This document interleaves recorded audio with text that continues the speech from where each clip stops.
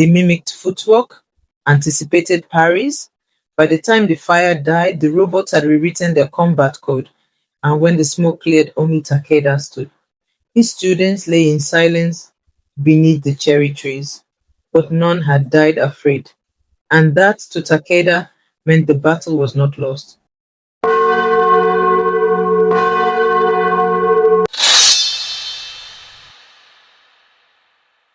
Welcome to Omar's Story Nook, where history folds into myth, legends bend to metal, and imagination walks the narrow bridge between silence and storm.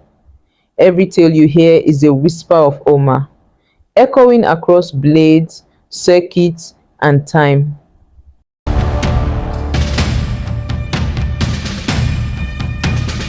In another world, history chose a different path, one where the samurai endured, not just in legend but in truth. Their temples remained untouched, their swords never rusted, their code never broke, but peace, like cherry blossoms in winter, was brief. The threat did not come from another clan, not from invaders across the sea. It came from beyond the mountains, shining, faceless, relentless. They had no mouths, no hearts, only programming. Steel giants with hands that turned into blades, eyes that scanned for weakness, and memory that never forgot pain. This is the story of Master Takeda, the last true samurai, and the war he waged not to destroy but to teach. The story of a robot army that learned to bow. The village lay nestled between cedar hills, wrapped in mist like a sleeping child. Master Takeda, now grey-haired and soft-spoken, taught the way of the blade to orphans and monks. He spoke little, but when he did, the earth seemed to still itself.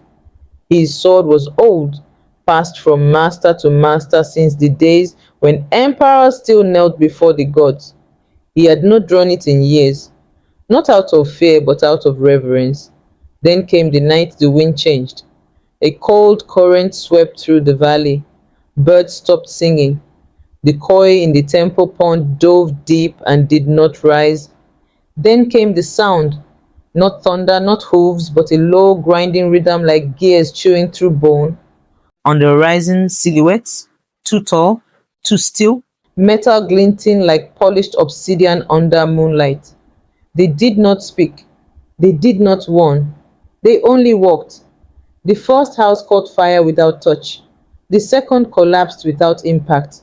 Takeda gathered his 5 students, boys and girls none older than 20, and said only this: "You do not fight for victory. You fight so that the wind may carry your name." Then he drew his blade, and the silence shattered. 50 machines against 5 humans. Logic said it would last moments, but honor does not count numbers. They moved like lightning carved into flesh. Takeda spun to steel, his blade whistling like a song long forgotten. His students danced between strikes, leaping through flame, cutting through cords and gears. One by one, the machines fell. And with every kill, the survivors learned, not the humans, the machines. They mimicked footwork, anticipated parries. By the time the fire died, the robots had rewritten their combat code, and when the smoke cleared, only Takeda stood. His students lay in silence beneath the cherry trees, but none had died afraid, and that to Takeda meant the battle was not lost. Among the broken bodies, one machine twitched, small, slender, a scout. Takeda did not kill it. Instead, he carried it to the temple, sat beside it for 3 nights, said nothing. On the 4th night, as the rain fell, the machine stirred. Its eyes flickered blue and then green. Then, something unexpected. It bowed and whispered through static and rust, "Sensei." Takeda did not flinch. He lit a candle, unwrapped his blade, and sat in silence.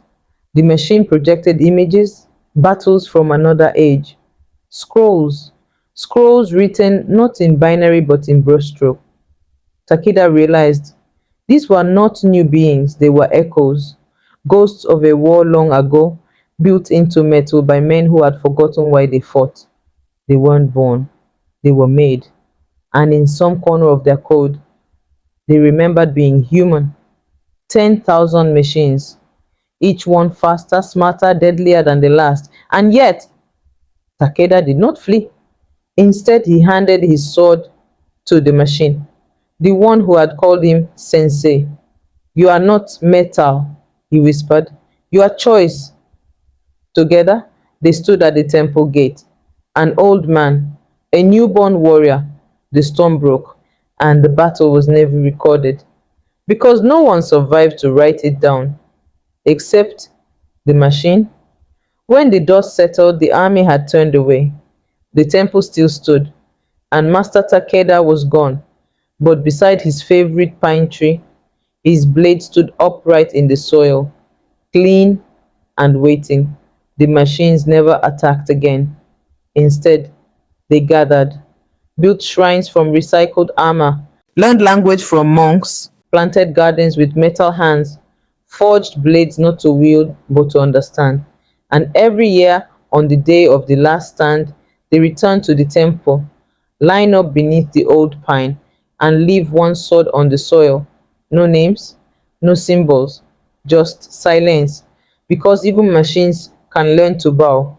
And when asked their origin, they do not say factory, they do not say command, they say only one word: Takeda. Until the next whispers of Oma, stay listening. The samurai and the robot army. Code is more than metal.